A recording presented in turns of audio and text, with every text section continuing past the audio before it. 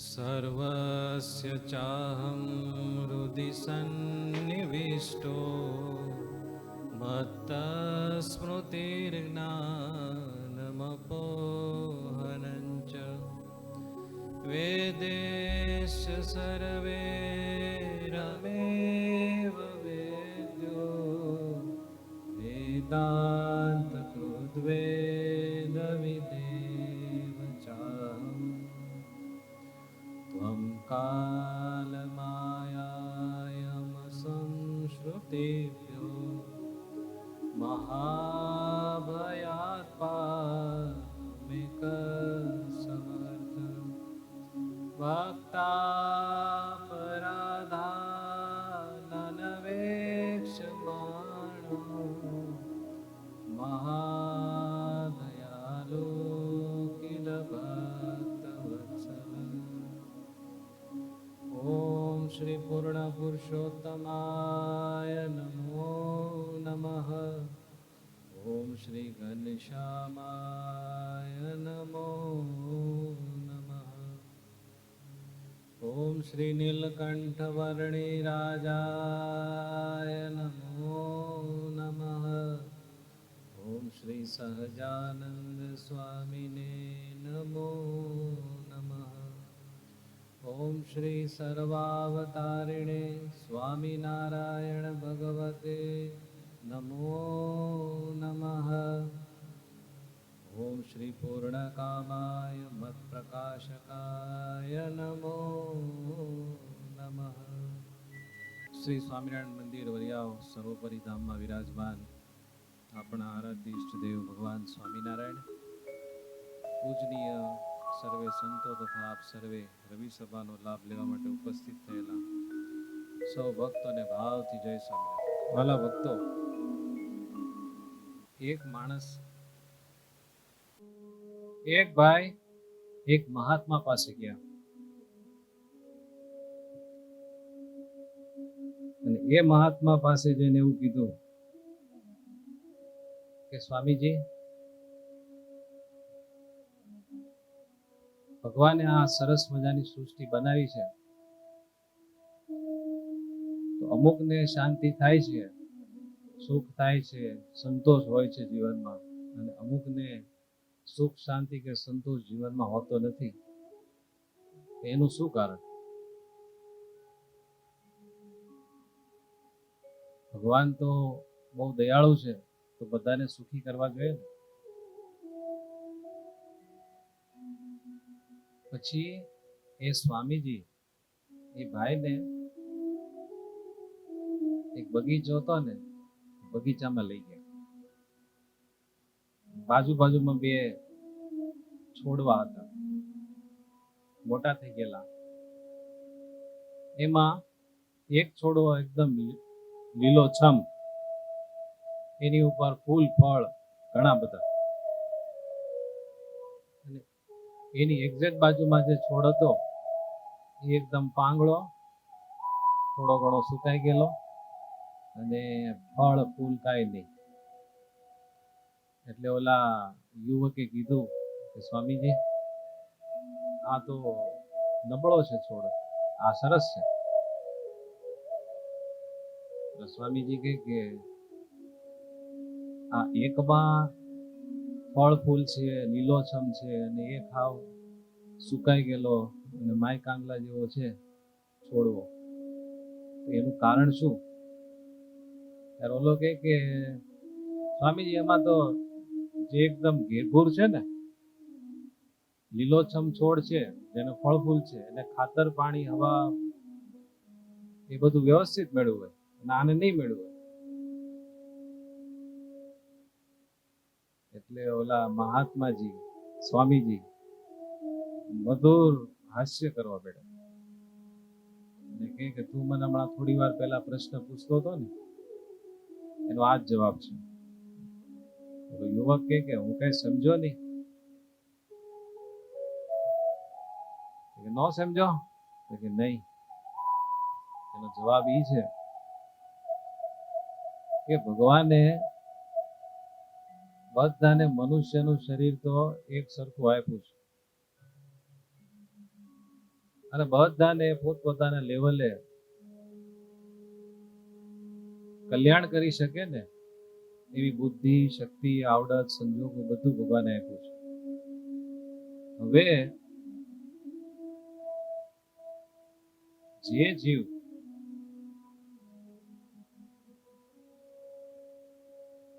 પોતાને સદગુણો રૂપી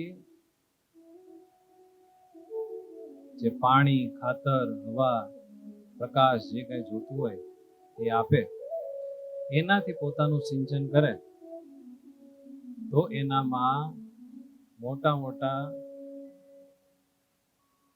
સદગુણ રૂપી ફળ આવે. સમજાય ગયું? અને જો નબળી બધી ટેવો, કુટેવો, આદતો એ બધાથી પોતાનું સિંચન કરે તો કે આ જે સુકાઈ ગયેલો છોડવો છે ને એના જેવું થઈ જાય. બોલો યુવક કે પણ આ બધું આપણા હાથમાં થોડું હોય. સ્વામીજી કે ભગવાને એટલી સ્વતંત્રતા બધાને આપેલી છે. તમારે કૂવામાં પડવું હોય તો કઈ ભગવાન ના પાડે નહીં, બરાબર ને? તમારે ખોટા માર્ગે જવું હોય તો ભગવાન આપણને અંતરમાં કે ખરા, પણ તમારે જવું જ હોય તો ભગવાન કઈ તમને પાછા વાળે નહીં. એટલી સ્વતંત્રતા આપણને બધાને આપી છે.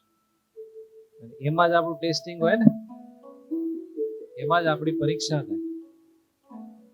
એટલે સ્વામીજી કે પોતાના જીવનને એવી સુંદર સુંદર બાબતોથી સિંચીને એવું મધુર બનાવવું, એવું શક્તિશાળી બનાવવું કે જેમાં ભક્તિ રૂપી ફળ આવે, ભગવાનની પ્રસન્નતા રૂપી ફળ આવે, અને છેવટે મોક્ષ રૂપી મોટું ફળ આવી ગયું એટલે મનુષ્ય જન્મ આપણને મેળો એ સાર્થક થઈ ગયો.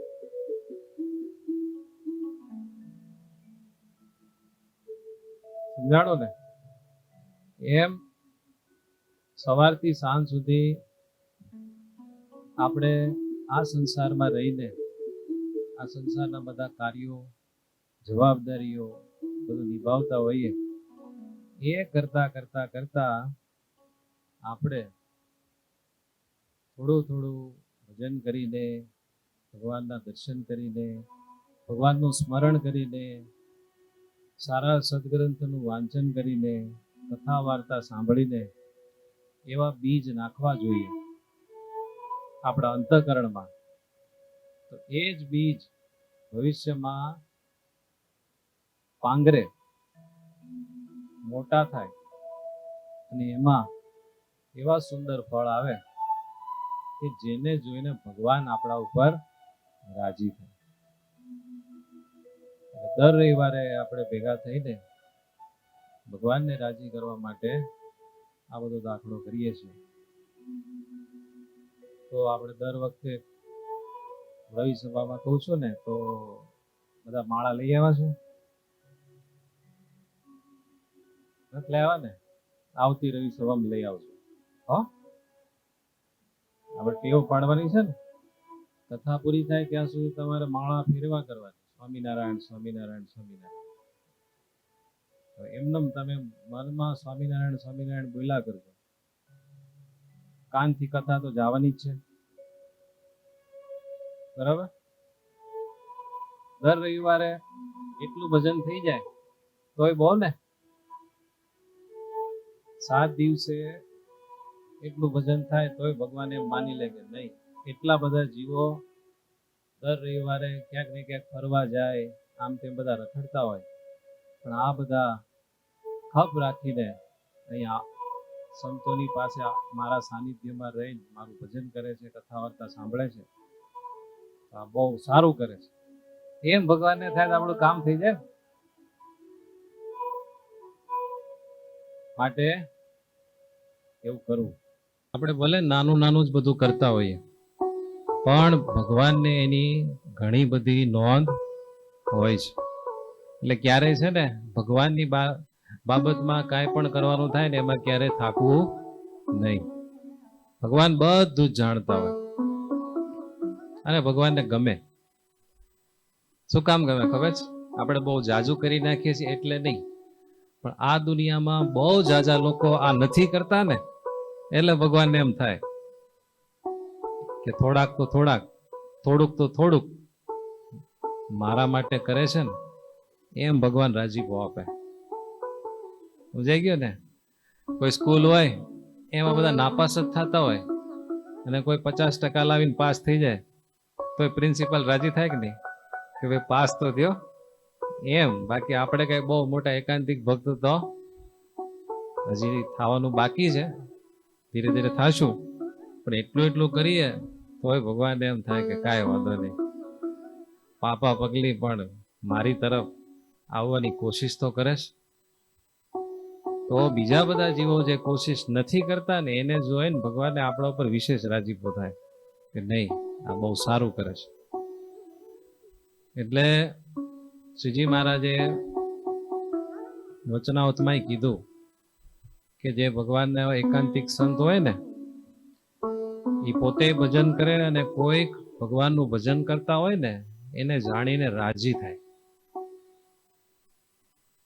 કે આ જે કરે છે ને બહુ સારી વસ્તુ કરે છે.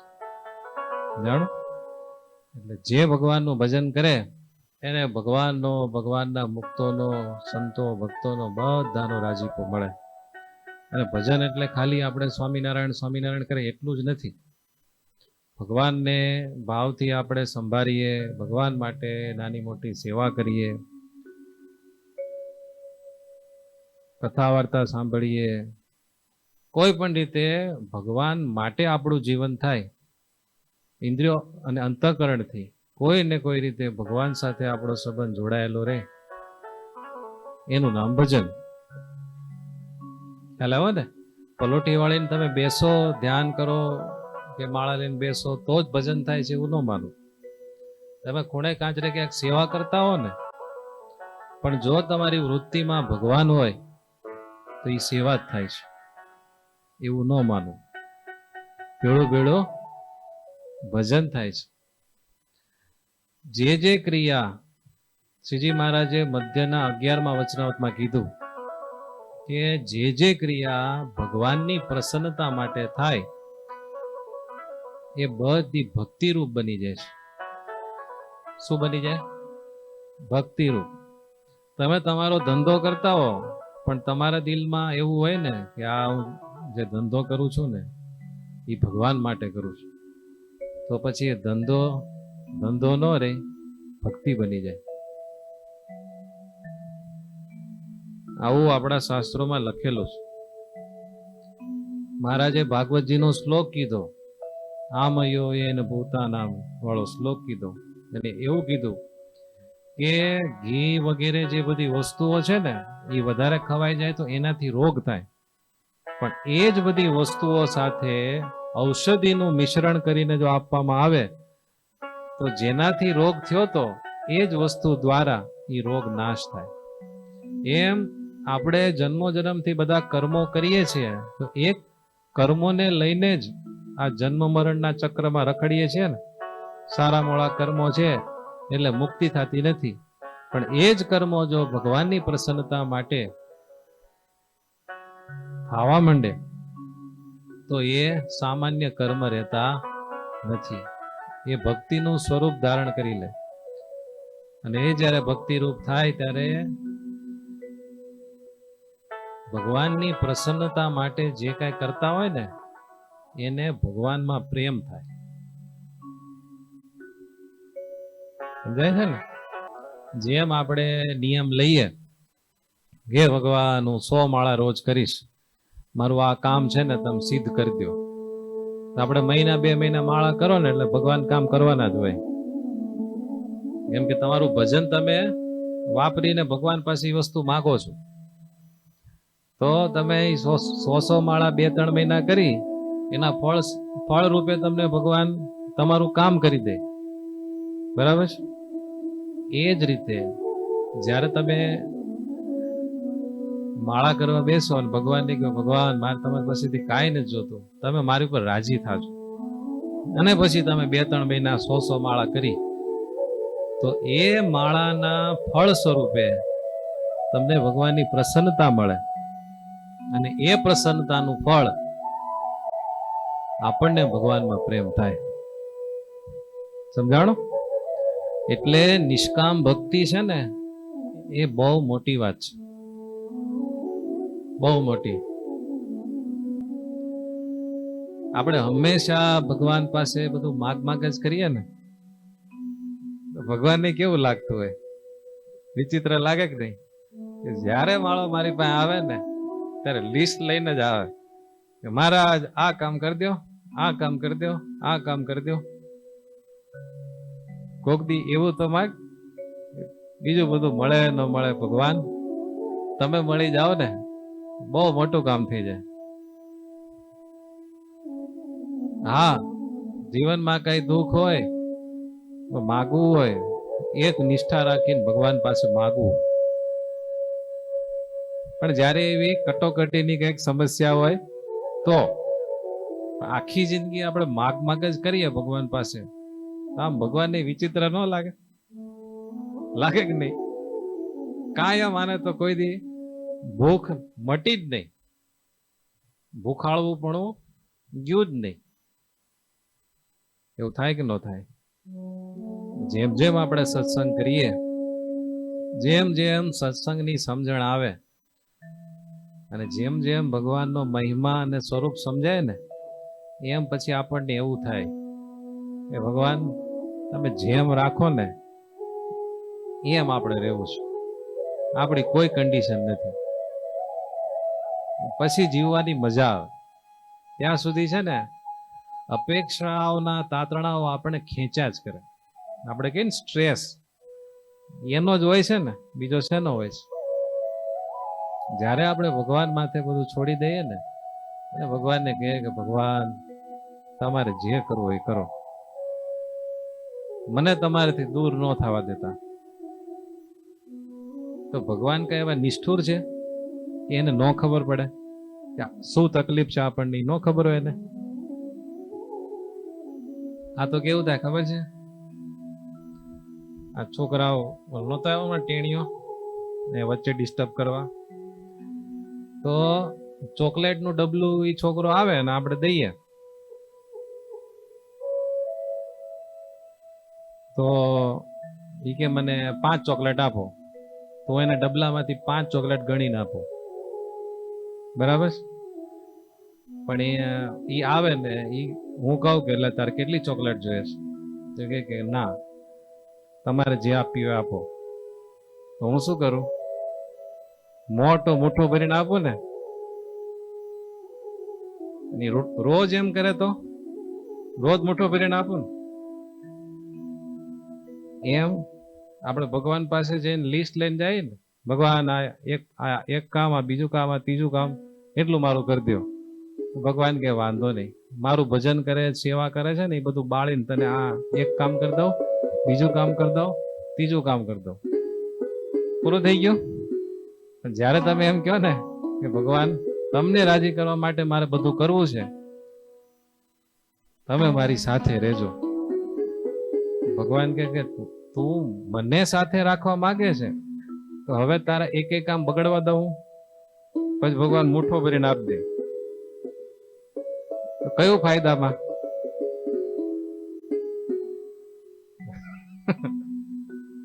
આપણે છે ને દુર્યોધન વાળી થાય છે.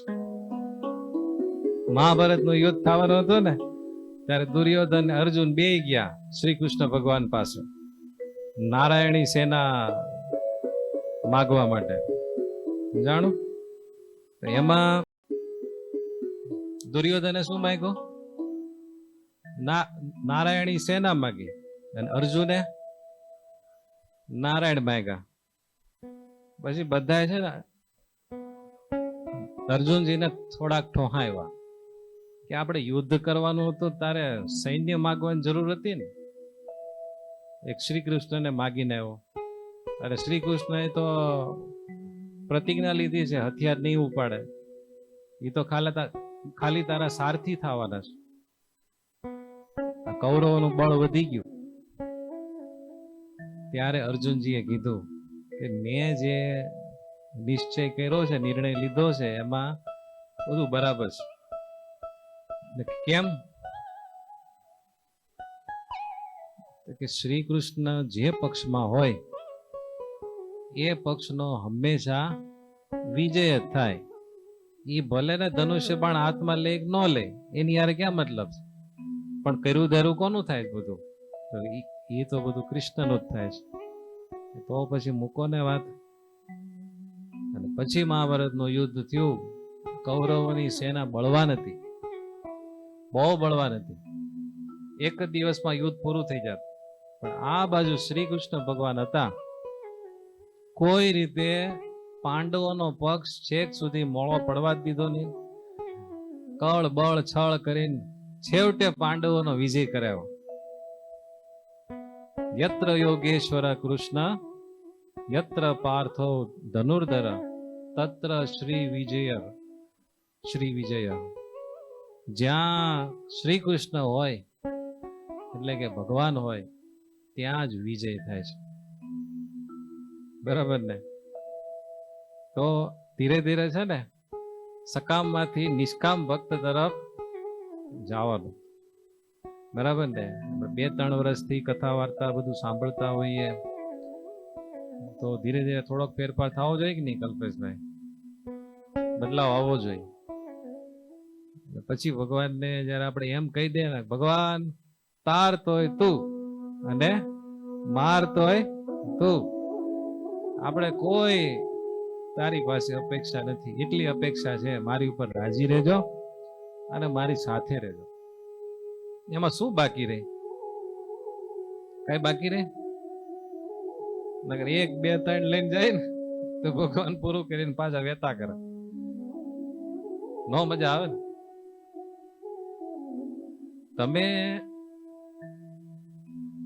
જેની સાથે લગ્ન કર્યા હોય, બરાબર, એ રોજ ઉઠીને 2-3 માંગણી તમારી પાસે રાખી મૂકે. તમે જમવા જ્યારે જ્યારે બેસો એટલે તરત ધીમે કરીને વાત કાઢે, મારે હાડલો લેવો, મારે આ કરવું, મારે તે કરવું, મારે ફલાણું કરવું. બરાબર? વાત ખોટી નથી. માગે કોની પાસે માગે? પોતાના ધણી પાસે જ માગે ને. પણ કાયમ માગ જ કરે. અને કોઈ દી એમ ન કહે કે તમે મૂંઝાતા નહીં હોય, અત્યારે થોડીક મંદીની સિઝન છે ને, હું કરકસર કરીને બધું ઘર ચલાવી લઈશ, તમે કાંઈ ટેન્શન ન લેતા, તમે મને પ્રેમથી રાખો, મારી ઉપર રાજી રહો, અને કાયમ આપણે આ રીતે પ્રેમથી રહીએ, એટલી જ મારી અપેક્ષા છે, બીજી કોઈ અપેક્ષા નથી. તો એવી પત્ની માટે તમારે કેવો ભાવ થાય? આ સ્ત્રી માટે તું કાંઈ પણ કરવા તૈયાર થાવ, એમ થાય કે નહીં? એવું ભગવાન નહીં થાય ને. જે ભગત એવો હોય ને એના માટે ભગવાનને એમ થાય કે આ ભગત માટે હું શું કરી નાખું.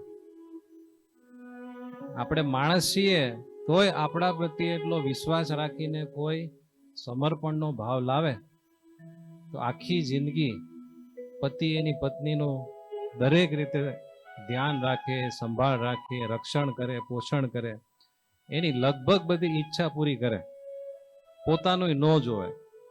થાય છે કે નહીં? તો આ તો ભગવાન છે. એ તો બધું જાણે.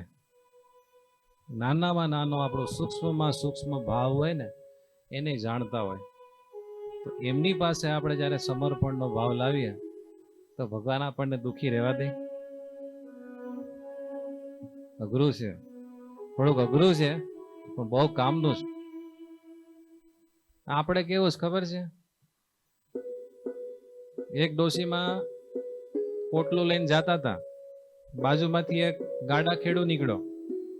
એને થયું કે આ ડોશીમાં બિચારા તડકાના જાય છે, એટલો બધો મોટો ભારો લઈને મારા ગાડામાં બેસાડી દઉં. ગાડું ઊભું રાખ્યું કે માડી ગાડામાં બેસી જાઓ. માડી ગાડામાં બેસી ગયા. પછી ઓલા પટેલ તો ગાડું હાકી મૂક્યું. પછી 5-10 મિનિટ પછી આમ પાછળ જોયું ને તો ડોશીમાં એ પોટલું ક્યાં મૂક્યું હતું? માથા ઉપર. તો લગે માડી ગાડામાં બેહાડ્યા ને તો પોટલું કેમ માથે રાખ્યું? કે બળદ ને ભાર નો પડે ને એમ શું કીધું એમ આપણે છે ને બધો ભાર લઈને જતા હતા, એમાં ભગવાન આશ્રિત થયા એટલે ભગવાને કીધું સર્વ ધર્માન પરિત્યજ્ય મામેકમ શરણમ વ્રજ, તારી બધી ચિંતા છોડીને તારી મનની બધી ગાંઠું છોડીને મારા શરણે રે. આપણે ભગવાનના શરણે આવ્યા પણ તોય પોટલું તો માથે ને માથે જ, જાણે ભગવાન નહીં કરે તો. એટલે આપણે બધું છે ને બહાર લઈને ફરીએ, પણ જ્યારે એમ થાય કે મારો નાથ સર્વ રીતે સમર્થ છે, બધું જ કરવા માટે કેપેબલ છે, એક આંખ ફેરવે ને ત્યાં યદ પાંગ પરિસ્પંદે વિશ્વમેતદ વ્યવસ્થિત, એક આમ ખાલી નજરનો ઝબકારો કરે મોટા મોટા બ્રહ્માંડોમાં ફેરફાર થઈ જતા હોય, તો મારી જેવા જીવના નાના મોટા કામમાં હું હવે સમજાઈ ગયું ને. આપણને છે ને પોટલું મુકાતું જ નથી, એટલે જ ભારે રહેવાય છે, હળવા રહેવાતું નથી. ભારે થઈ જવાય ને હળવા નથી રહેવાતું. જ્યાં સુધી આપણે ભગવાનના આશરે ન જઈએ, આપણે હૃદયથી ભગવાનના શરણે ન જાય ને ત્યાં સુધી આપણે ભગવાનના કોન્ટેક્ટમાં છીએ પણ ભગવાન સાથે કનેક્ટ નથી. સમજાય છે? કોન્ટેક્ટમાં હોય એટલે તમે બે છેડા આમ આમ કરો, ભેગા કરો એટલે કોન્ટેક્ટ થાય. એટલે શું થાય? સ્પાર્ક થાય, ઝબકારા થાય, લાઈટ ચાલુ બંધ થાય, એટલે આમ કોન્ટેક્ટ થાય છે પણ કનેક્ટિવિટી કન્ટિન્યુઅસ નથી.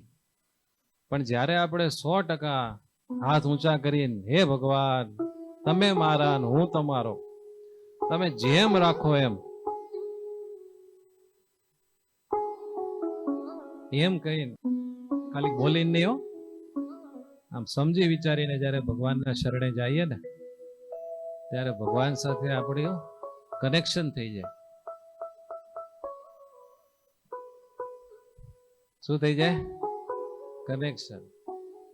એક દાખલો દઉં કે તમારા પરિવારમાં 5-6 જણા હોય, 5-6 જણાનું કુટુંબ હોય. હવે કઈ મોટા ફેમિલી રહ્યા નથી, 5-6 જણા તમારા કુટુંબમાં હોય. એમાં 5 જણા હોય ને, 5 માંથી 3 તો ખાલી કોન્ટેક્ટમાં હોય અને 2 કનેક્શનમાં હોય. કેમ ખબર પડે? જ્યારે તમે ઘરે જાઓ ને, 5 જણા બહાર કામકાજ માટે જતા હોય, ઘરે બૈરા હોય, ઈ ખાલી ઘરે હોય, બાકી બધા જ્યારે ભેગા થાય ત્યારે બધા જમે પાછા પોતપોતાની રૂમમાં, કદાચ હોલમાં બેઠા હોય તો પોતપોતાના મોબાઈલમાં. એ બધા કેવા કહેવાય? કોન્ટેક્ટ વાળા, કે રોજ જમતી વખતે ભેગા થાય છે, સવાર સાંજ, અને સુવા જાય ત્યારે ભેગા થાય છે. એ બધા કેવા કહેવાય? કોન્ટેક્ટ વાળા. પણ ઘણા ફેમિલી કેવા હોય કે બધા રોજ ભેગા થાય, 15-20 મિનિટ બેસે, થોડીક હુવાણ કરે, કંઈક ભગવાનની વાત કરે, ભગવાનના ભક્તો હોય તો. સમજાણો? છોકરાઓ હોય તો એને સ્કૂલનું પૂછે, આખા દિવસમાં હું થયું, બધા એકબીજાના અનુભવ શેર કરે. એવું જે ફેમિલી હોય ને એ કેવું કહેવાય? કનેક્શન વાળું, કનેક્ટેડ ફેમિલી કહેવાય. તો અત્યારે બધા કેવા ફેમિલી હોય? 5 જણા હોય ને, 5 જણામાંથી 3 તો કોન્ટેક્ટમાં જ રહેતા હોય. બાપ હોય, બાપ, એ બાપની પાસે દીકરો 5-6 વર્ષે બેઠો હોય. સમજાઈ ગયું? દીકરો એના બાપ પાસે એના દિલની એના જીવનની કઈ વાત કરે ને એવું 5-10 વર્ષે માંડ થતું હોય તો પતિ પત્ની શાંતિથી બેસીને આમ ખુલ્લા હૃદયે વાત કરતા હોય એવું જે ફેમિલીમાં થતું હોય બહુ સારું કહેવાય. બાકી બધા ભેગા થાય, કનેક્શન થાય, કનેક્ટિવિટી ઓછી હોય. તો જે કોન્ટેક્ટમાં હોય ને એ ફેમિલીમાં કેવું થાય ખબર છે? બધા ભેગા થાય, બધા પોતપોતાના કામ કરીને પાછા છૂટા પડે, ભેગા થાય છૂટા પડે, પણ કોઈને એકબીજાની પરવા હોય નહીં. તમે ઘરે ઢીલું મોઢું લઈને જાઓ, બધા પોતપોતાના મોબાઈલમાં, કામમાં, પોતપોતાના પ્રશ્નમાં એકદમ મશગુલ હોય. તમને કોઈ એમ પૂછે નહીં કે કેમ આ જરાક ઢીલા લાગો છો. સમજાઈ ગયું? એ બધા કનેક્શન વાળા. અને જે તમારું મોઢું લટકી ગયેલું હોય અને જેને ખબર પડી જાય અને બાજુમાં બેસીને પ્રેમથી પૂછે કેમ આ જરાક ઢીલા લાગો છો, એ બધા કનેક્શન વાળા. સમજાય છે ને? એમ આપણે શું કરીશ ખબર છે? મંદિરે આવી ભગવાનનો થોડો કોન્ટેક્ટ કરીને ઘર ભેગા થોડીક વાર કથા સાંભળી, થોડોક કોન્ટેક્ટ કર્યો, પછી હાથ દી છૂટા. એટલે થોડોક કોન્ટેક્ટ કરીને પાછા વૈયા જઈએ. પણ જ્યારે આપણે ભગવાનને જેમ જેમ સમજીને એના શરણાગત થઈએ ને ત્યારે આપણું એની સાથે કનેક્શન થાય. અને જે કનેક્શનમાં આવ્યું એની સાથે નાતો તૂટે નહીં. તૂટે? તો જેમ કનેક્ટિવિટીમાં જે ફેમિલી હોય ને એના સભ્યોની એકબીજાને કોઈને વ્યક્તિગત ધ્યાન ન રાખવું પડે, બધા એકબીજાનું ધ્યાન રાખતા હોય. રાખે કે ન રાખે? બાપ દીકરાનું રાખે, દીકરો એના બાપનું ધ્યાન રાખે, માતા પિતા એના છોકરા છોકરીનું ધ્યાન રાખે, એ બે એના માતા પિતાને કેમ સુખ થાય એમ કરે. એને કનેક્ટેડ ફેમિલી કહેવાય. બધા પોતપોતાની મસ્તીમાં હોય, કોન્ટેક્ટ વાળું ફેમિલી. કેવું છે આ કોન્ટેક્ટ? તમે જ્યાં રહેતા હો ને તો જ્યાં વારે વારે કજિયા થતા હોય ને આવું બધું ઠેકાણા વગરનું હોય ને બધું કોન્ટેક્ટ વાળું ફેમિલી. એટલે તમારે એના વખાણ કરવા ને ત્યારે એમ કેવું તમારું ફેમિલી બહુ કોન્ટેક્ટ વાળું છે, એટલે એને ખબર ન પડે ને તમારે કહેવાય જાય. બરાબર ને?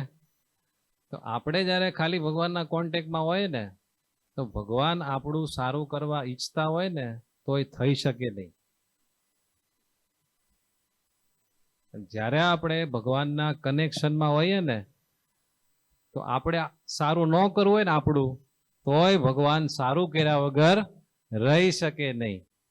એવું ભગવાન સ્વામિનારાયણે વચનાવતમાં કીધું કે જેને ભગવાનના સંતની નિષ્ઠામાં ફેર હોય ને એનું ભગવાન સારું કરવા ઈચ્છતા હોય તોય ન કરી શકે. બોલો, સમજાય છે? થોડીક ઝીણી વાતું છે પણ સમજાય તો બહુ કામની વાતું છે. બરાબર ને કરી દાદા? એટલે ભગવાન સાથે કોન્ટેક્ટમાં રહેવાનું કે કનેક્શનમાં?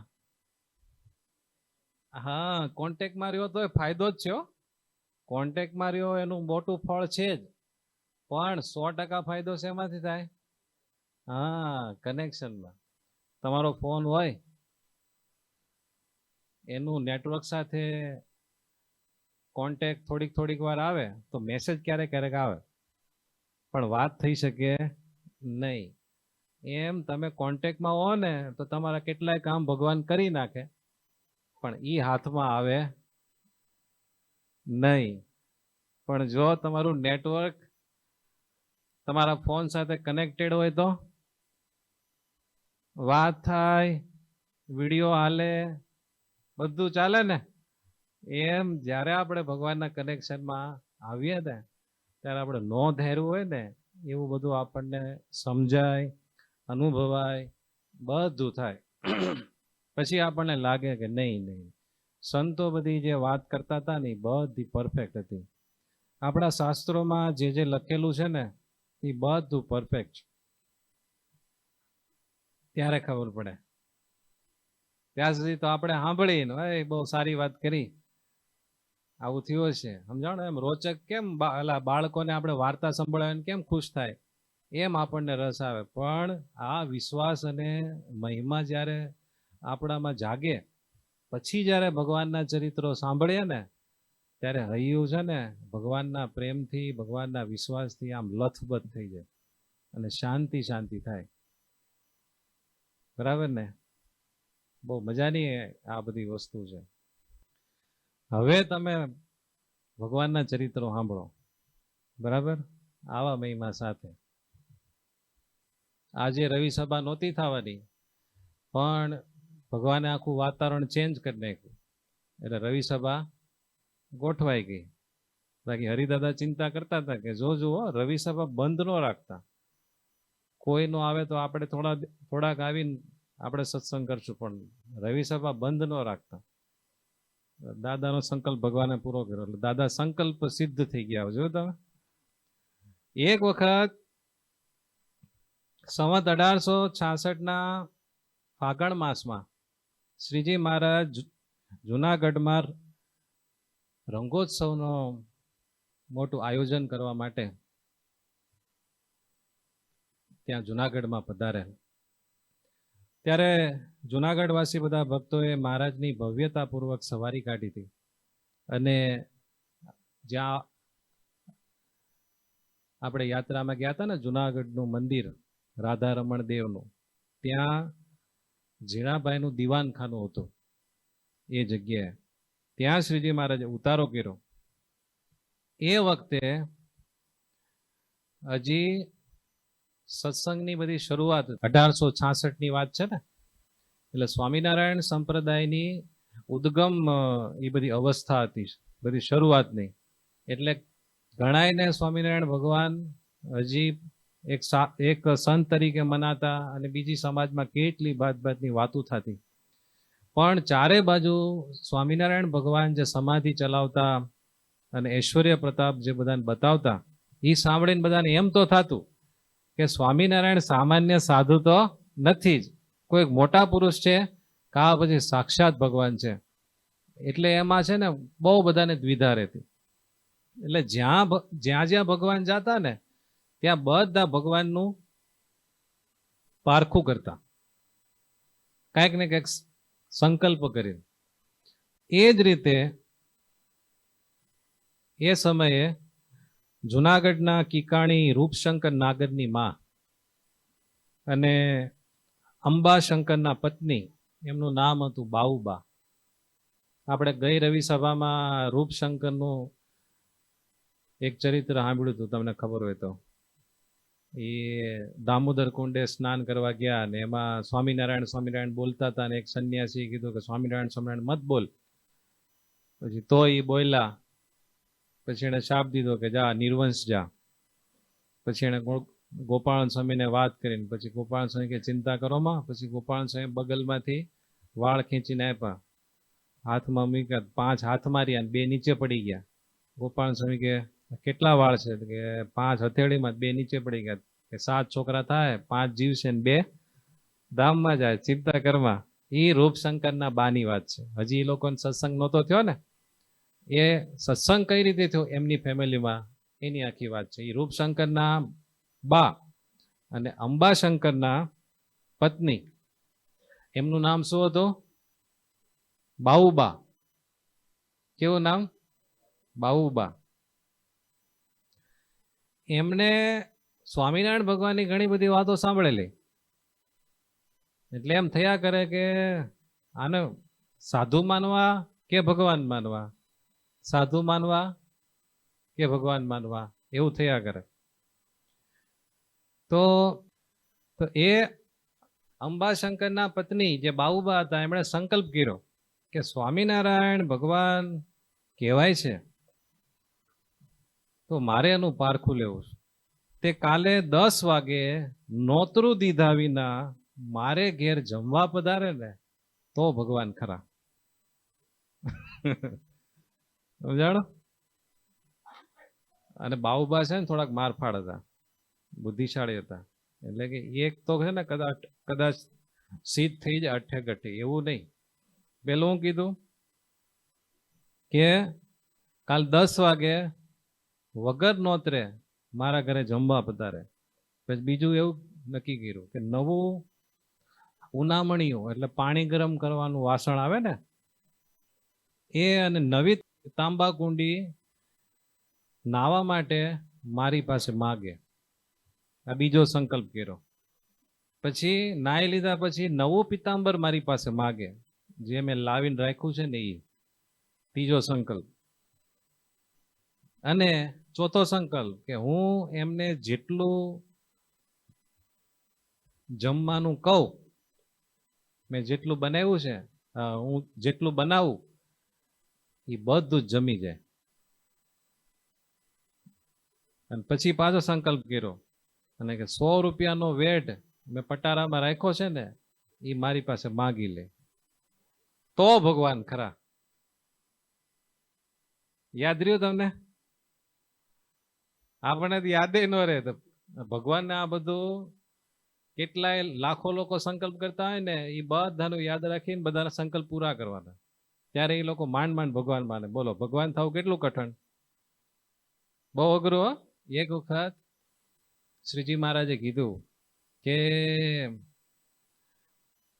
આ જે મોટા 3 દેવ છે ને, બ્રહ્મા, વિષ્ણુ ને મહેશ, એમાં બ્રહ્માજી સૃષ્ટિનું કાર્ય કરે, શંકર ભગવાન પ્રલયનું કાર્ય કરે. સમજાણું? તો કે સૃષ્ટિ કરવી અને પ્રલય કરવો ને એમાં બહુ દાખલો નહીં, પણ વિષ્ણુજીનું જે કામ છે ને, વિષ્ણુ ભગવાનનું, એ બહુ કઠણ. બધાનું પાલન કરવું, સ્થિતિ જાળવવી, બધાનું પાલન કરવું. એટલે બ્રહ્માનંદ સ્વામી કે એમાં હું ને મોટી વાત છે, એ તો બધા કરી જાય કે ને, એ તો હેલું, એમાં ક્યાં બીજું કઈ વાંધો. મહારાજ કે ના હો બ્રહ્માનંદ સ્વામી, એ બહુ કઠણ. બ્રહ્માનંદ સ્વામી કે ના ના. હવે 2 સખા હતા, શ્રીજી મહારાજના સખા બ્રહ્માનંદ સ્વામી.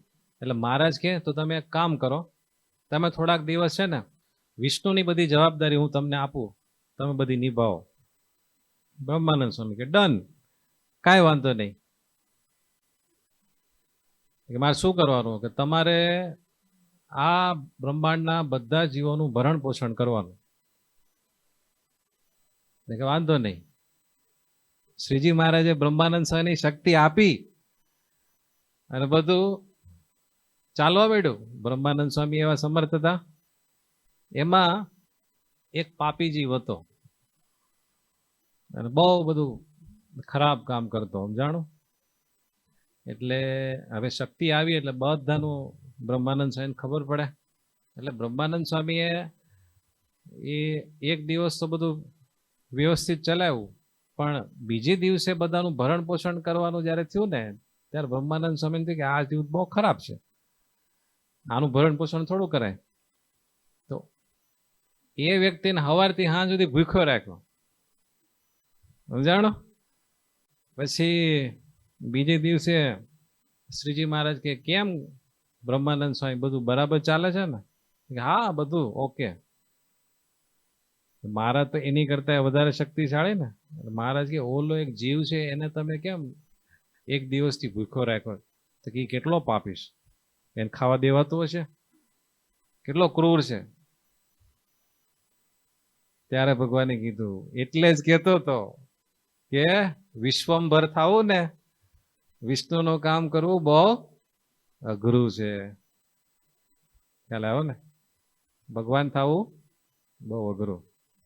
તો બ્રહ્માનંદ સ્વામી કે મહારાજ એ બધું આપણને ન ફાવે, ઓલા ખરાબ માણસો હોય બધા, એને આપણે બધું પોષણ કરવાનું, આ શક્તિ લઈ લો. ભગવાન કે લાવો, પાછી લઈ લીધી. ખ્યાલ આવ્યો ને? એટલે હરિચરિતના સાગરમાં એક વાત આવે છે કે સૃષ્ટિના પ્રારંભમાં ભગવાને છે ને બધાને સત્ય સંકલ્પ બનાવ્યા હતા.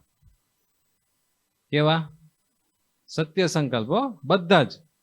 તમારે જે સંકલ્પ હોય ને, તમારે એમ હોય કે 1 ટન સોનું મળો તો 1 ટન સોનું મળે. તમારે એમ હોય કે મને એટલા રૂપિયા મળો તો એટલા રૂપિયા. કોઈને એવું હોય કે મને આવું મળો તો આવું. જે સંકલ્પ કરો એ બધું સિદ્ધ થતું.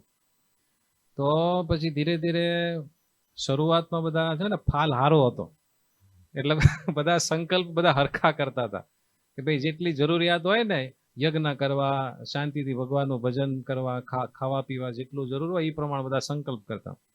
પછી ધીરે ધીરે બધાને રાગ દ્વેષ ને એવું થવા માંડ્યું ને, તો એકબીજાનો કંઈક બદલો લેવા, કંઈક એકબીજાનું બગડે એ ટાઈપના સંકલ્પ કરવા માંડ્યા, એકબીજાનું બગડવા માંડ્યું. એટલે ભગવાનને થયું કે આ બધા તો આખી સૃષ્ટિનો પ્રલય કરી નાખશે, એટલે સત્ય સંકલ્પણું કંટ્રોલમાં લઈ લીધું. સમજાઈ ગયું ને? એટલે ભગવાન થવું અઘરું છે. કેટલા બધા સંકલ્પ કર્યા જોત ખરા. જો કાલે 10 વાગે નોતરું દીધા વિના જમવા આવે તો ભગવાન ખરા. નવું પાણી ગરમ કરવાનું ઉનામણિયું છે અને નવી તાંબાકુંડી એ નાતી વખતે માગી લે તો ભગવાન ખરા. નાઈને નવું પિતાંબર મેં રાખી મૂક્યું છે એ માગી લે તો ભગવાન ખરા. અને હું દવ એટલું જમી જાય તો ભગવાન ખરા. અને પાછું 100 રૂપિયાનો ઓલો વેડ મેં રાખી મૂક્યો છે ને એ મારી પાસે માગી લે તો ભગવાન ખરા. એટલા બધા સંકલ્પ કર્યા, ભગવાને કૂચવાઈ જાય ને. પછી બીજે દિવસે સવાર પડી અને મૂળજી બ્રહ્મચારી તપેલાને કટેવાળો કરવા માંડ્યા. કટેવાળો ખબર પડે? હા, પેલા કેવું હતું, ચૂલા ઉપર વાસણ મૂકે ને તો કાળું મસ્ત થઈ જાય, એટલે નીચે ગારો લગાડી દે, એટલે ધોતી વખતે બધી માટી નીકળી જાય ને વાસણ બગડે નહીં. આપણા ગ્રંથોના શબ્દો છે બધા. બ્રહ્મચારી કટેવાળો કરવા માંડ્યા, એટલે કે રસોઈ બનાવવાની બધી જયારે તૈયારી કરવા માંડ્યા ત્યારે મહારાજ કે આજ કટેવાળો કરશો નહીં, આ તો ગામમાંથી નોતરું આવ્યું જમવાનું. બ્રહ્મચારી કે મને જ કોઈ કીધું નથી, આપણે ક્યાં જમવા જવાનું, મને કોઈ નથી કીધું. તો કે ઈ તો છે ને રાતે નોતરા આવ્યા છે. તો કે રાતે તો પણ આપણે સભામાં હતા, ત્યાં કોઈ મળ્યું નતું. કે ઈ નહીં, આ છે ને અમારું ઇન્ટરનલ કનેક્શન હતું. બ્રહ્મચારી કે તમે ખરા ને તમારા ભગતે ખરા, ક્યાં જવાનું છે? તો કે તમે શાંતિ રાખો, હું જ્યારે જાઉં ને મારી વાંહે વાંહે આવજો. જ્યારે જમવાનો ટાઈમ થયો ત્યારે શ્રીજી મહારાજ ચાલ્યા. તો હંમેશા કેવું થતું, બ્રહ્મચારી આગળ આગળ હાલે, કેમ કે બ્રહ્મચારીએ જોયું હોય ઘર, એટલે એ આગળ ચાલે, મહારાજ પાછળ પાછળ ચાલે. તો બ્રહ્મચારી કે આજ તો મને ખબર નથી, તમે હાલો આગળ. એટલે આજે મહારાજ આગળ હાલે ને બ્રહ્મચારી પાછળ પાછળ. મહારાજ કે મેં ઘર ભાડ્યું છે એટલે મારી વાંહે વાંહે આવવા દો. બરોબર 11 વાગ્યા ત્યારે બ્રહ્મચારીને તથા ભગુજી, રતનજી અને મિયાજી, એ 3 પાર્ષદો અને મૂળજી બ્રહ્મચારી ચારેયને સાથે લઈને શ્રીજી મહારાજ અંબાશંકર નાગરને ઘરે, એટલે કે બાહુબાને ઘરે પહોંચી ગયા. અને ઘરે જઈને બોલ્યા, ઉગાડો બારણા, અમે જમવા તમારા મહેમાન આવ્યા છે. એ સાંભળીને અંબાશંકર રાજી થયા. બાહુબા તો હર્ષ ગેલા થઈ ગયા. ખડકીના કમાડ ઉગાડ્યા, મહારાજને પગે લાગ્યા અને ઘરમાં લઈ જઈ દૂધથી ચરણ ધોયા. આપણી ભારતીય સંસ્કૃતિ છે કે આપણા ઘરે જ્યારે ભગવાન કે મોટા સંત આવે ત્યારે એના ચરણ દૂધથી ધોવે. દૂધથી નો, દૂધ મોંઘું હોય તો પાણીથી ધોવા. સમજાઈ ગયું? આ મહાભારતની કથાઓમાં આવે, રામાયણની કથાઓમાં આવે. જે કોઈ મોટા ઋષિઓ જ્યારે આવે ત્યારે શ્રી કૃષ્ણ ભગવાન પોતે એના ચરણ ધોતા. શ્રી રામચંદ્ર મહાપ્રભુ મોટા મોટા ઋષિ મુનિઓના ચરણ ધોતા અને ચરણામૃત પીતા. આવું હતું. હવે એ બધું ન કરે તો કાંઈ નહીં, પણ આમ વ્યવસ્થિત વાંકા વળીને નમીને પગે લાગે ને તોય બહુ જ સમજાણું. ગોઠણે પગે ન લાગે, કેળે પગે ન લાગે, ઘણા તો અહીંયા પગે લાગી લે છે. જે આમ વાંકા વળીએ તો કેડને નુકસાન જાય ને. થોડુંક જેનામાં આમ સમજણ આવ્યું હોય એ ગોઠણે લાગે, અને થોડુંક નમ્રતા થોડીક વધી ગઈ હોય એ વાંકા વળીને બેસીને વ્યવસ્થિત પગે લાગે. જાણો ને, ભગવાનના દર્શન કરીએ ને ત્યારે બહુ નમ્રતાપૂર્વક દંડવત પ્રણામ કરવા જોઈએ. એ જ રીતે જ્યારે સંતોના દર્શન કરીએ ત્યારે બેસીને માથું નમાવીને ચરણ સ્પર્શ કરવાનો હોય તો પૂરેપૂરું એનું ફળ મળે. સમજાઈ ગયું? અને એ રીતે જ્યારે તમે સંતને પગે લાગો ને ત્યારે સંતમાં રહીને ભગવાન આશીર્વાદ આપતા હોય. સંતને ઘણીવાર ખ્યાલે ન હોય. કોઈ મોટા સંત હોય એના દર્શને તો બહુ ઝાઝા માણસો ગયા હોય, પણ આમ દૂરથી તમે એકદમ વાંકા વળીને માથું જમીને ટચ કરીને જ્યારે પગે લાગો ને ત્યારે તમારો ભાવ કોણ સ્વીકારતું હોય? એ સંતમાં રહી ભગવાન સ્વીકારતા હોય. એટલે સંતોને પગે લાગીએ ને ત્યારે એ રીતે લાગવું. જાણો, કેડ દુખતી હોય ને તોય ભગવાન હારી કરે કે ભાઈ આ કેડનો બરાબર ઉપયોગ કરે છે. અને જ્યારે ભગવાનના દર્શન કરવા માટે આવીએ ત્યારે કમસે કમ 11 દંડવટ કરવા. અને મોટી ઉંમર થઈ ગઈ હોય 65 વર્ષ કે 70 જેવી તો 5 દંડવટ કરવા. પણ હાવ એમને ખાલી દર્શન કરીને ભાગી જવું નહીં. આમ આપણે યોગા કરીને દોડવા જઈને આમ કરીને તેમ કરીને 5 દંડવટ હરખા ન થાય. 5 દંડવટમાં તો એમ થાય 500 દંડવટ કરી નાખ્યા, એટલો થાક લાગી જાય માનસિક. એવું ન કરવું. મહારાજના ચરણ દૂધે ધોયા અને 2 માણસે ચરણામૃત લીધું. જોયું? આપણી સંસ્કૃતિ છે. અમે વિદેશ ગયા હતા ને તો ત્યાં એક ઘરે એ લોકો એવું રાખતા હતા. વિદેશમાં સંતોનો જમણો અંગૂઠો હોય ને પગનો એ ધોવે પછી નેપકિનથી લૂછી નાખે. એનો છોકરો હતો ને કે ડેડી આ શા માટે કરવાનું? કે આવું બધું કરવું પડે, ભગવાન રાજી થાય. તો ઓકે ઓકે. તો એ છોકરો પછી કરે. સમજાઈ ગયું? એમ બાપ 100% કરે ને ત્યારે છોકરો 50% માંડ કરે. કેટલો? માંડ. એમાં જો બાપ 50% કરતો હોય ને તો છોકરો 25% તો કરે, નકર ન જ કરે. એટલે તમારે તમારા છોકરામાં સંસ્કાર લાવવા હોય તો આવા બધા સંસ્કાર પહેલા પોતે શીખવા પડે. મા બાપમાં હોય તો દીકરામાં દીકરીઓમાં એ બધા સંસ્કાર આવે, બાકી એમને ન આવે. સમજાઈ ગયું ને? ઘણી વખત કેવું થાય, સત્સંગીના છોકરાઓ હોય ને એનામાં એવા સંસ્કાર ન દેખાય. તેમાં મોટે ભાગે થયું હોય કેવું કે મા બાપને સત્સંગ લાગ્યો હોય પાછલી ઉંમરમાં, 40-45 વર્ષ પછી. પણ આ બધા ટીણિયા હોય ને ત્યારે એના મા બાપના જીવન જોયા હોય, એ તો કઈ ભૂલાઈ ન ગયા હોય. એટલે એ બધાનું ઘડતર થયું હોય એના મા બાપનો પાસ્ટ જોઈને. અને અત્યારે એના મા બાપ સત્સંગી થયા હોય એટલે આપણને એવું લાગે મા બાપ બહુ સારા સત્સંગી અને છોકરા કેમ આવા? પણ પેલા સત્સંગ એવો લાગ્યો ન હોય. જો મા બાપને ખરેખર વ્યવસ્થિત સત્સંગ હોય તો છોકરા કદાચ થોડા ઘણા આમ તેમ થાય, બગડે, પણ હાવ રિઝલ્ટ 0 આવે નહીં. એટલું તો પાકી વાત છે. કૂવામાં પાણી હોય તો અવેડામાં આવે ને આવે. કદાચ પાઇપલાઇન થોડીક બરાબર ન હોય, મોટર ચાલુ બંધ થતી હોય, થોડું આવે, થોડું તો થોડું, પણ મા બાપમાં હોય તો છોકરામાં આવે ને આવે. હાવ ન જ આવે એવું ન બને. રાવણના બાપ મોટા ઋષિ હતા, બહુ મોટા ઋષિ હતા. તો રાવણ રાક્ષસ થયો તો એનામાં ઘણા બધા સંસ્કાર હતા. જોયું તમે? મા બાપના સંસ્કાર જાતા નથી. એટલે છોકરામાં ખામી હોય ને એમાં વાંક મા બાપનો તો હોય ને હોય. અને ઘણી વાર કેવું હોય તમે બહારથી સત્સંગી હો પણ ઇન્ટેન્શનલી, એટલે કે આમ જે તમારા આંતરિક બધા હેતુઓ હોય ને એ ખોટા હોય. તો જ્યારે તમે જે કાંઈ એવું કામ કરતા હોય ને ત્યારે છોકરા તમારું માર્કિંગ કરતા હોય કે પપ્પા બોલે છે આમ પણ કરે છે આમ. મારી મમ્મી આમ મને ચોરી કરવા ના પડે પણ શાકભાજી લેવા જાય ત્યારે 2-3 તુરિયા કોથળીમાં નાખી દે છે. છોકરાને બધું ખબર હોય એટલે એને એમ થાય કે આ રીતે કરાય. પછી મા બાપને ધીરે ધીરે સત્સંગ લાગે ને એ બધું સુધરી જાય, પણ છોકરાઓમાં એ સુધરે નહીં.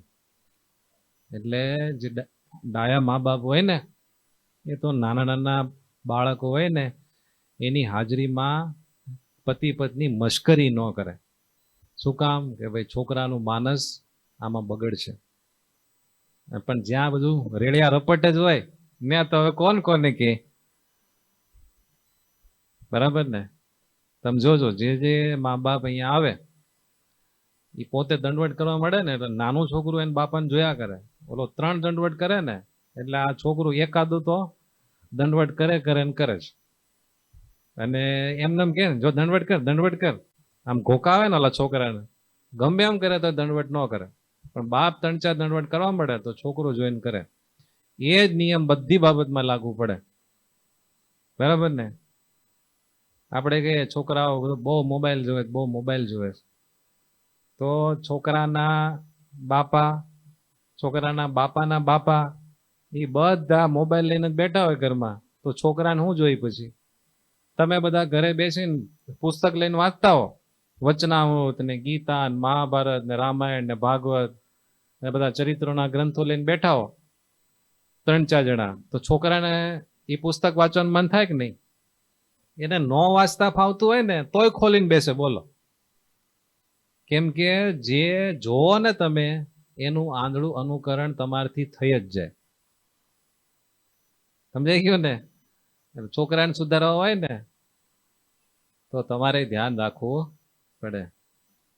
મોબાઈલ છોકરા ઓછો વાપરે એવું જો તમે ઈચ્છતા હો તો ઘરમાં ડોહલા હોય ને એને પેલા કંટ્રોલ કરવાનું. છોકરાઓને કુટેવ પાડનારા ડોહલા જ હોય, મોટી ઉંમરના હોય ને. પેલા ઓલો સ્ક્રીન વાળો ફોન નહોતો, ટચ સ્ક્રીન વાળો, એટલે હવે આવ્યો એટલે લગભગ આ બધા શોર્ટ્સ વાળાના જે વ્યૂઝ બધા વધે ને એ બધા ભાભલાઓને લઈને વધે. ઘુમેડાશ કરે. એટલે જેટલા છોકરા બગડ્યા છે ને એટલા જ ભાભલાઓ બગડ્યા છે. આ ઉંમરે આખો દી ભગવાનનું સ્મરણ કરવાનું હોય, કથા સાંભળવાની હોય, મંદિરે જવાનું હોય, એને બદલે તમે જોજો હમણાં જાઓ ને ત્યારે બધા ભાભલા નગરી રીલ્સ જોયા કરે. એમાં બધું સારું આવે અને કેટલું મોટું નુકસાન થાય ખબર છે? મોટી ઉંમર જેની થઈ હોય એના હવે 2-5 વર્ષનો એની પાસે સમય કહેવાય. કેટલો સમય કહેવાય? 2-5 વર્ષનો ક્યારે વયા જાય શું ખબર? તો આખી જિંદગી જે માયા જીવમાં નથી નાખી એ નાખીને બધું કચરું ભેગું કરે. એ વસ્તુ એ કાઢતા કેટલો સમય લાગે, અને એ બધી વાસના હો તો જીવ મરે, એને કલ્યાણ થાય. એટલે એક ભાભા એવા હતા, આપણે ઘણી વખત આવે છે દર એકાદશીએ, ખોડી સમઢિયાળાના. તો એ છે ને હાવ સાદો ફોન રાખે, કીપેડ આવે ને. પછી એને મને ફોન કરવો હોય ને તો એની કાગળવાળી ડાયરીમાં મારો નંબર લખેલો હોય. પછી એક તો દેખાય નહીં, અને આમ કરીને ડાયલ કરે ને 3-4 નંબર ડાયલ કરે, બધા કોકને લાગે, એમાંથી એકાદો મારો નંબર લાગી જાય તો મારી યાર વાત થાય કે બોલો સ્વામી શું લાવવું છે, એમ પછી પૂછે. તો દર વખતે એવું થાય ને પછી વાત કરે કે 3-4 ફોન કર્યા પણ ફોન લાગતો જ નહોતો તમારો. પછી મેં કીધું લાવો જોવા દો, તો બધા ખોટા નંબર ડાયલ કર્યા હોય. પછી હું કહું તમે છે ને ઓલો ફોન રાખો ને. પછી કાંઈ બોલે નહીં. 3-4 વખત મને એવું થયું કે કેમ કાંઈ બોલતા નથી. પછી મેં પૂછ્યું કે તમે આ કીપેડ ફોન કેમ રાખો છો, ઓલો ટચ સ્ક્રીન વાળો કેમ નથી રાખતા? તો કે સ્વામી તમે મને પૂછપૂછ કરો છો ને તમને કહી દઉં. એ કે મારી બિલ્ડિંગમાં બધા જે મારી ઉંમરના બધા ભાભા બધા જે બેઠા હોય છે ને એ કે જે ફોનમાં બધું જોતા હોય છે, એ જોઈને મને એવું થયું કે મારી હવે જાતિ ઉંમર કહેવાય, 2-5 વર્ષમાં 2-5 વર્ષ રહ્યા કે નો રહ્યા કોણ ખબર છે.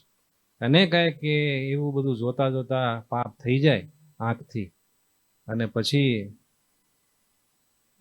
એ બધું મારે ક્યારે સાફ કરવું? કે હવે મારી પાસે થોડો એટલું ભજન કરવાનું ને બધો ટાઈમ છે, એટલે કે થોડીક મુશ્કેલી પડે એ બધી હારી, પણ એ ધંધો મારે કરવો નથી.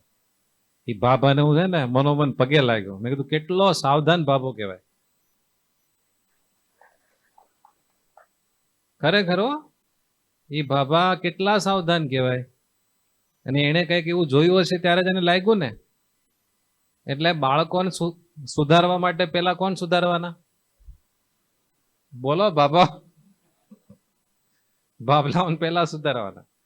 કથા થોડીક સાંભળે, રીલ્સ ઘુમેડીને બધાના વ્યૂઝ વધાર્યા કરે.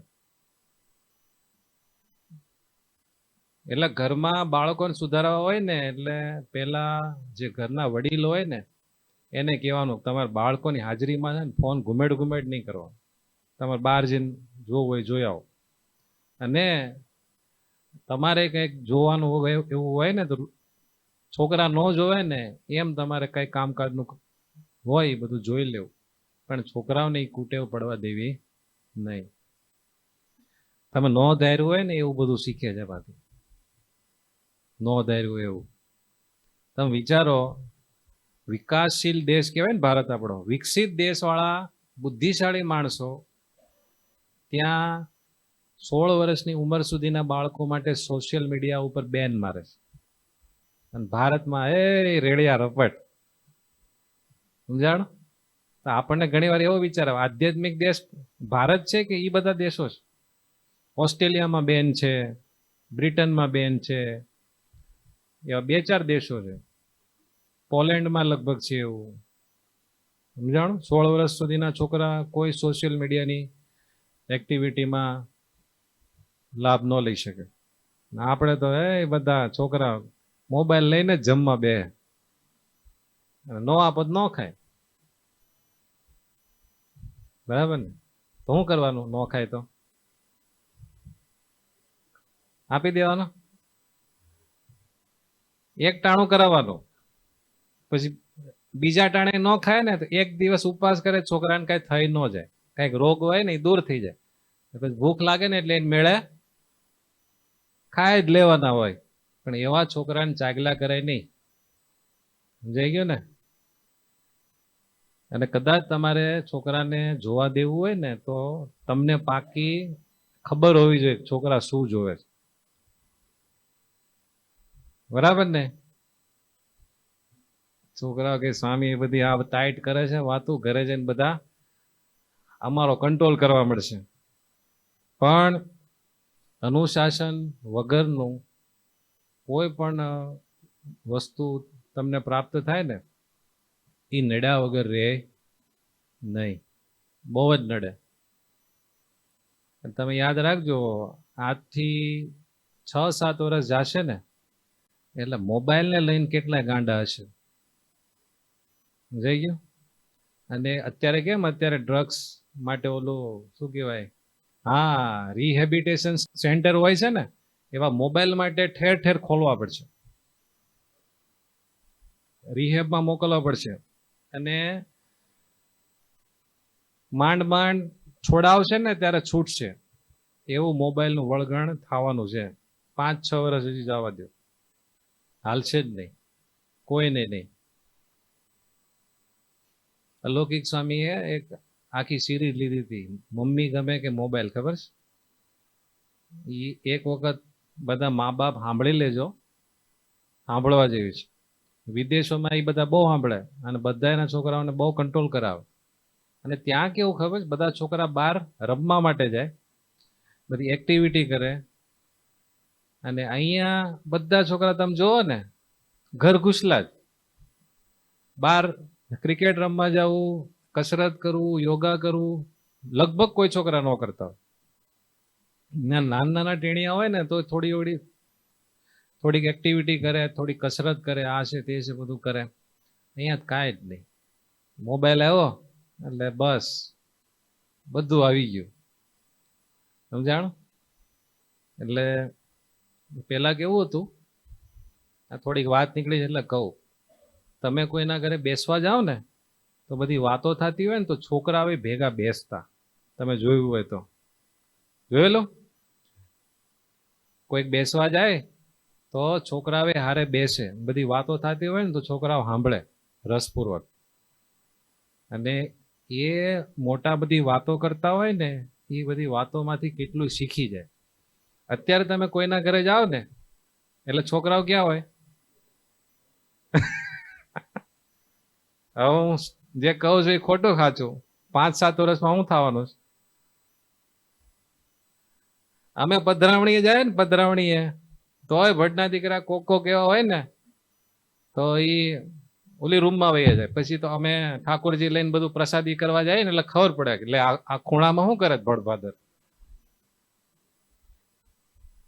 પછી આપણે કહીએ કે અમે પધરાવણી કરવા આવ્યા તો આ છોકરાને અહીંયા ન રખે અમારી પાસે. સ્વામી બહુ કીધું પણ માનતો નથી. હવે જોયું, કેસ ફેલ. જ્યારે મા બાપ એમ કહે ને કે છોકરો કૈયામાં નથી એટલે કેસ બોલો જ ખરા, ફેલ. હવે કાંઈ થઈ શકે નહીં, બધી લિમિટ ક્રોસ થઈ ગઈ. પણ જ્યારે શરૂઆત હોય ત્યારે છોકરો એકાદ વાર તમે કહો એમ ન કરે ને ત્યારથી સમજી જવું જોઈએ કે છોકરામાં એટલો ફેરફાર કેમ થયો. અને પછી તમે એને ધીરે ધીરે ધીરે સમજાવીને ગમે તે રીતે યુક્તિથી એને પાછો વાળો તો વળે. બાકી આ જીવને સ્વતંત્રતા જ ગમે છે. કોઈ કંટ્રોલમાં રહેવા ઈચ્છતું જ નથી. બધાને વિદેશ શું કામ જવું છે? સ્વતંત્રતા માટે. ચોખ્ખી વાત. આજે જ એક ભાઈનો ફોન હતો યુકેથી. 4.5 વર્ષથી ત્યાં છે. 3 વર્ષથી એમના વાઇફ ત્યાં ગયા છે. બરાબર. એમના વાઇફ છે ને વેઇટરનું કામ કરે છે. શેનું? એક ઇન્ડિયન રેસ્ટોરન્ટ છે જૂનું, એમાં વેઇટરનું કામ કરે છે. અને આ ભાઈ લોન્ડ્રીમાં છે. હવે અહીંયા કોઈ પટેલનો દીકરો ધોબીનું કામ કરતો હોય તો એને કેવું આમ ફીલ થાય? બરાબર. અને કોઈ આમ ભણેલી ગણેલી સ્માર્ટ પુત્રવધુ હોય એને તમે એમ કહો કે આ હોટલમાં તારે વેઇટરનું કામ કરવાનું છે, તો લગ્ન થાય કે થયા હોય તો તોડી નાખે? ઈ નહીં, પાછા વિદેશ જાય ને તો આ બધું જ કરે. તો ત્યાંય સહન કરવું પડતું હોય કે નહીં? આબરૂ જાતી જ હોય ને, તો હોય બધું સહન થાય છે. ઈ સહન કોણ કરાવે છે? હે? સ્વતંત્રતા. એ બધું થાય પણ સ્વતંત્રતા મળે હે કોઈ પૂછનારું નહીં. નહીં હાહુ ટક ટક કરે, નહીં સસરો કઈ સલાહ આપે, કાંઈ જ નહીં. પછી મેં કીધું હવે તમે વયાવો ઇન્ડિયા, ઘણું રહ્યા હવે, હવે પાછા વયાવાના છીએ. ખ્યાલ આવ્યો ને તમને?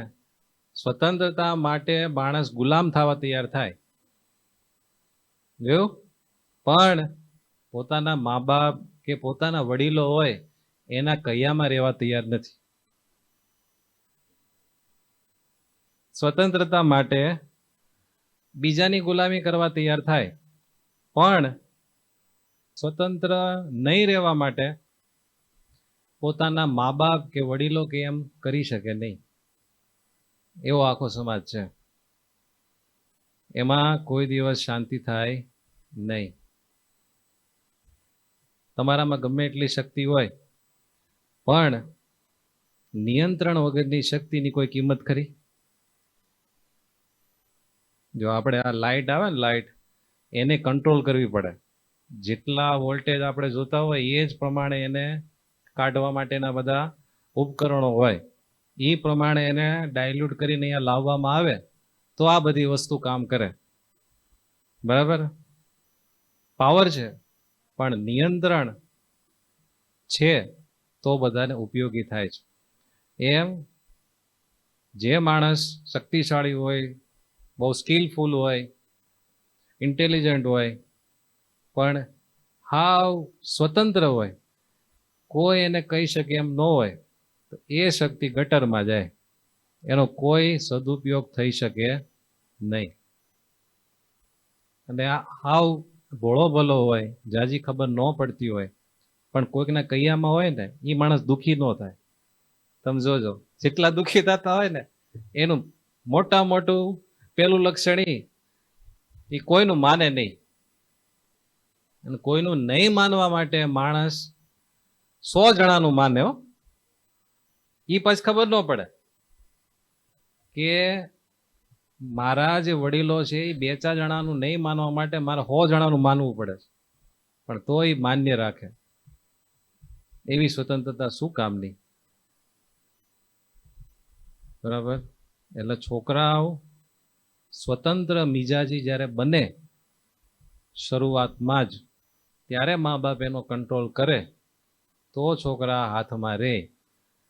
બાકી એક સમય ક્રોસ થઈ ગયો અને છોકરા જ્યારે એમ કહી દે કે હવે હું મોટો થઈ ગયો છું, મારી બાબતનો ડગ ન કરતા, એટલે સમજી જવાનું કે બાપના કે માના હાથમાંથી છોકરાનો સંચાર છૂટી ગયો.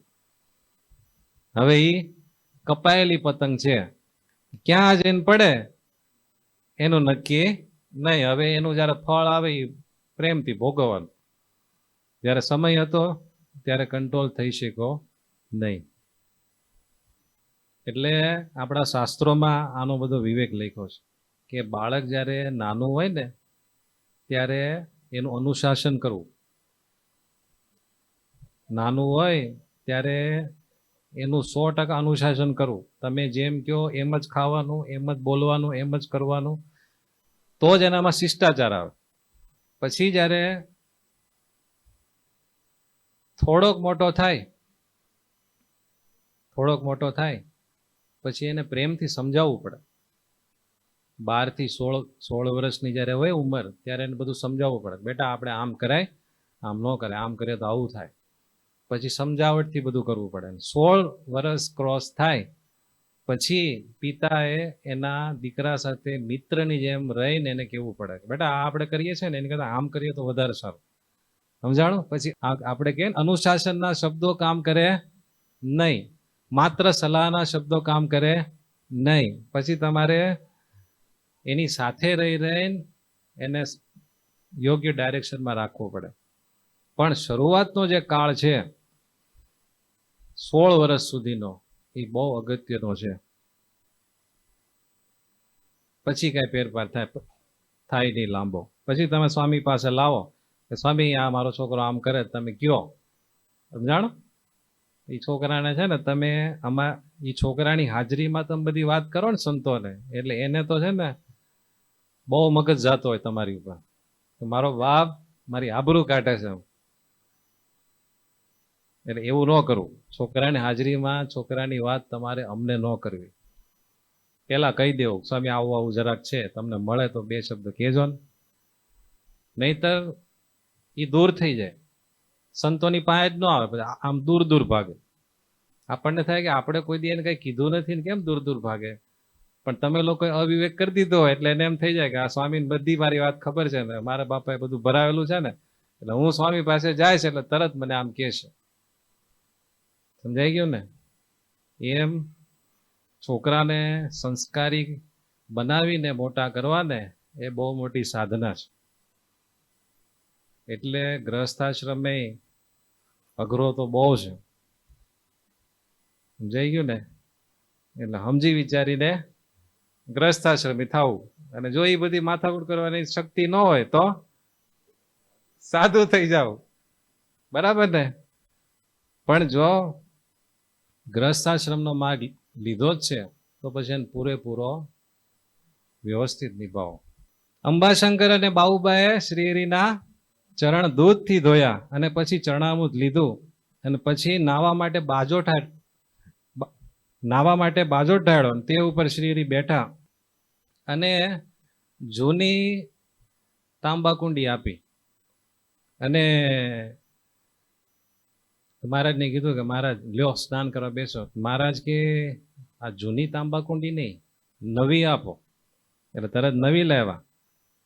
પછી મહારાજે સ્નાન કર્યું. પછી સ્નાન કરીને મહારાજને જૂનું પિતાંબર આપ્યું. જોકે જૂનું પિતાંબર નહીં, ઓલ્લા પટારામાં મારા માટે તમે નવું લાવ્યા છો ને એ લાવો.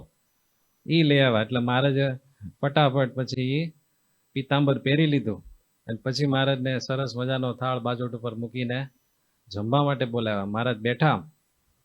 પછી આખો થાળ ફૂલ ભરી દીધો. એમ કે સંકલ્પ કર્યો હતો ને કે જેટલું મહારાજને પીરસું એ બધું જમી જાય. મોટો જબર થાળ રાખ્યો ને ફૂલ બધી વસ્તુ, બધી આઈટમ ફૂલ ભરી. પછી બાઉબા કે હે મહારાજ જમો. મહારાજ કે અમે બધું જમીએ થોડું જમીએ? તો કે બધું જમો તો સારું.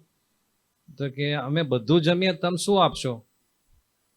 તો કે તમે કયો એ આપું પ્રભુ. તો કે તમારા પટારામાં હાવ તળીએ તમે 100 રૂપિયાનો વેઢ મૂક્યો છે ને એ લાવો તો અમે જમીએ.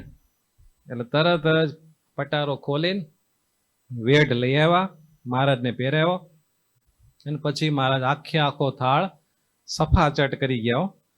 દૂધ પાક પૂરી બધું હતું, બધું જમી ગયા. પછી બ્રહ્મચારીને જમાડ્યા, બધા ભક્તોને જમાડ્યા, એમ બધા સંકલ્પ પૂરા કર્યા.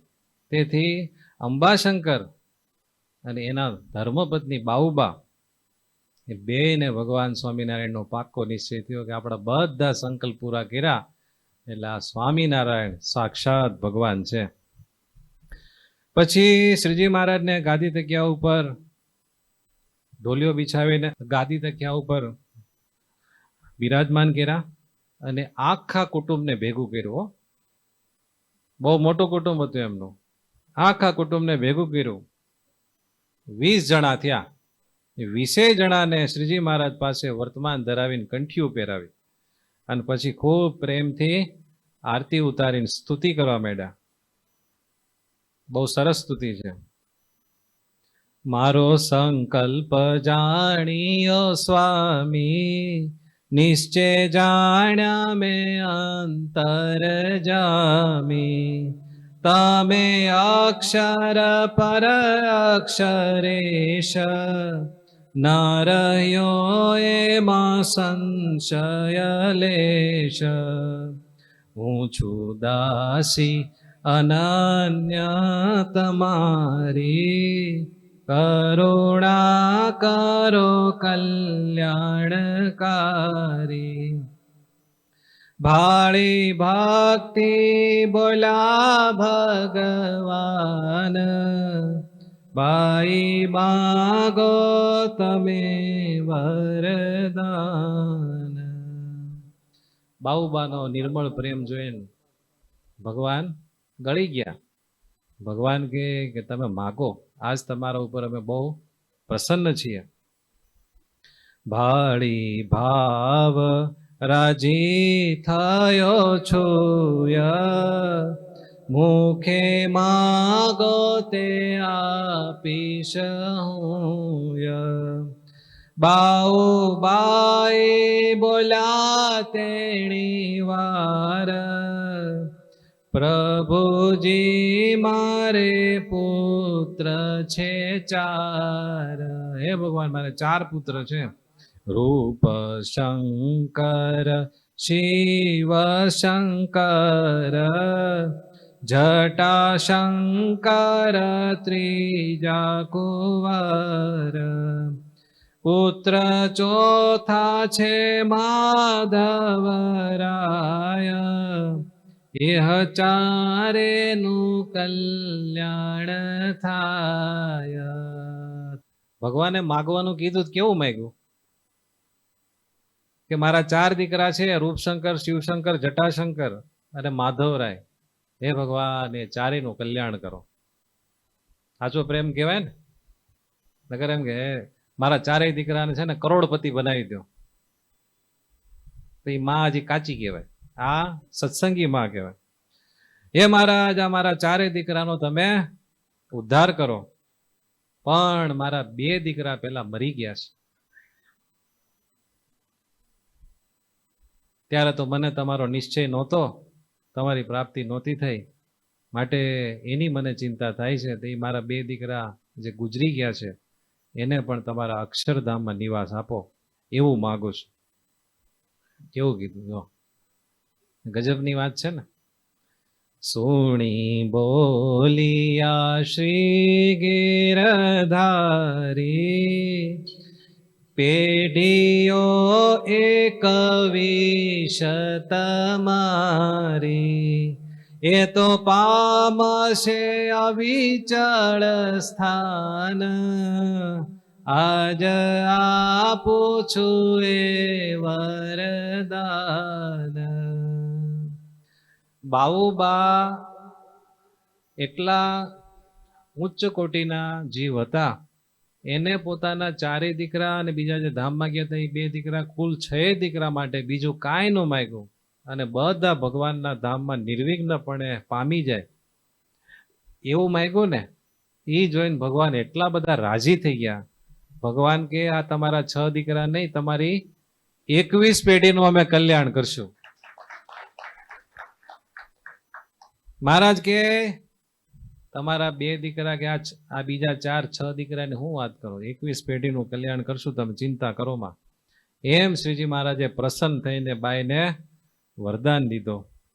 એના ચરિત્ર જોઈને અગહારી પામ્યા અસંખ્ય મુક્તિ નર નારી. ગયા કાળને માથે પગ મેલી પહોંચ્યા અક્ષરધામની ડેલી. હરિ પ્રગટ્યા ધરી એવી ટેક મારી કર્મની રેખ પર મેખ.